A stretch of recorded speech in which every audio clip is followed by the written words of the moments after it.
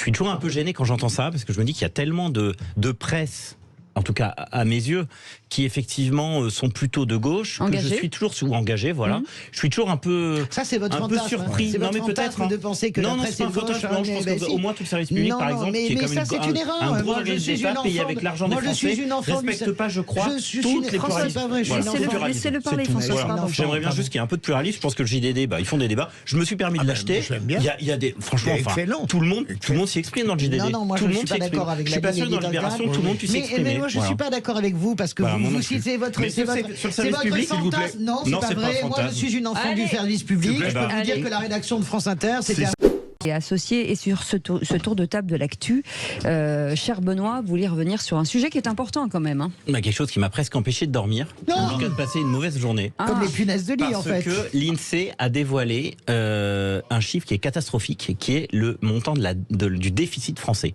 Très concrètement, on est à 190 milliards de déficit au 31 août dernier. Alors vous allez me dire, ça représente quoi? Bon, juste pour un petit rapport, c'est le ministre de la Justice, c'est à peu près 12 milliards. Donc 190 milliards de déficit versus un budget de la justice à 12 milliards. Pour vous donner vraiment l'ampleur des dégâts. Oui. Au pire de la crise Covid, donc en gros en 2020, on avait 10 milliards de moins de déficit. Oui.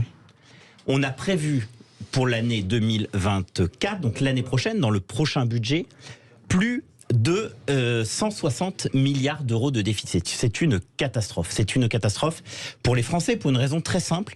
C'est que, et ça on ne dit pas assez, le cumul des déficits font évidemment la dette.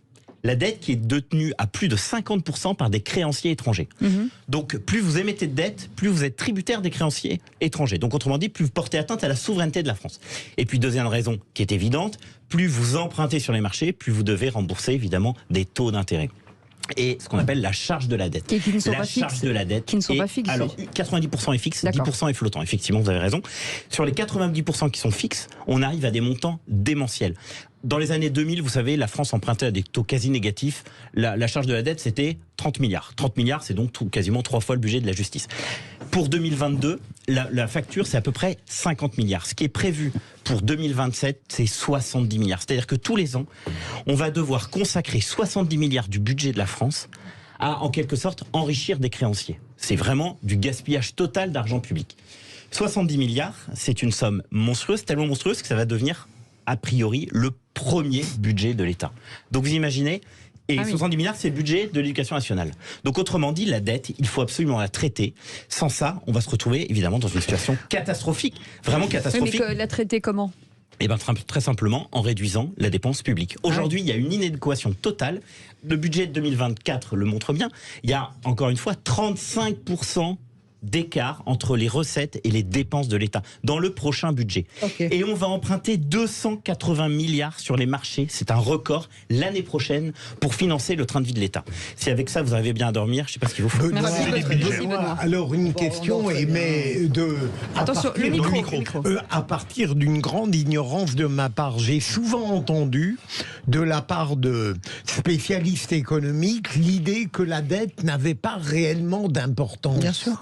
Alors, qu'est-ce que vous pouvez répondre, vous qui me paraissez lucide? Alors, et intelligent. C'est pas de démago non plus, toi. J'ai dit lucide. C'est pas moi le patron, Philippe. Vous n'avez pas dit intelligent, j'espère.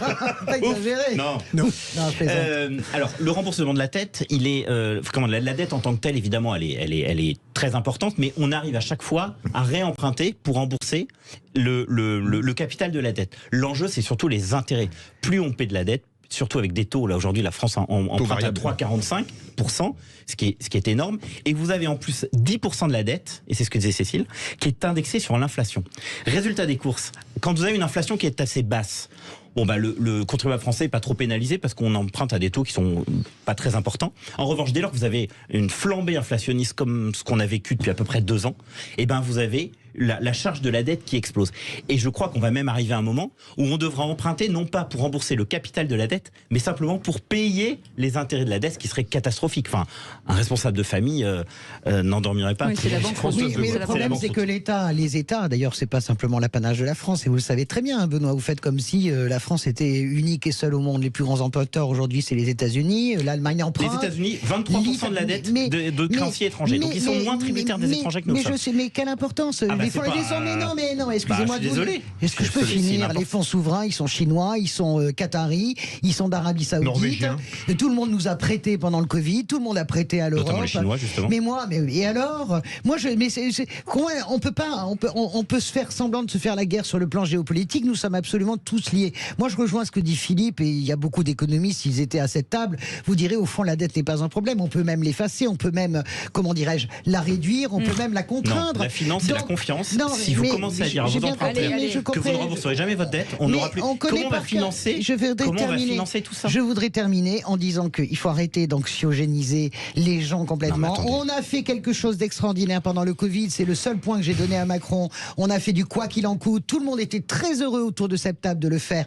La France, l'Italie et l'Allemagne ont sauvé 45 millions d'emplois. Allez, c'est bon. Là, c'est 45 millions d'emplois. C'est tout à fait chiffrable. Excusez-moi, c'est les chiffres de l'INSEE. La France, à la dette, vous la consacrez pas à la police, à l'école, à la justice. Écoutez, votre idée de général, on connaît ça par cœur, le budget, il faut le serrer contre la dette. Excusez-moi de vous le dire, c'est des chiffres réels, c'est les chiffres de l'INSEE. 45 millions d'emplois sauvés grâce au quoi qu'il en coûte. Non, c'est pas gaspillé. Vous avez sauvé les emplois. Allez, merci. Les créanciers, c'est gaspillé. Merci beaucoup, Benoît Perrin, de ce sujet qui est visiblement hystérique.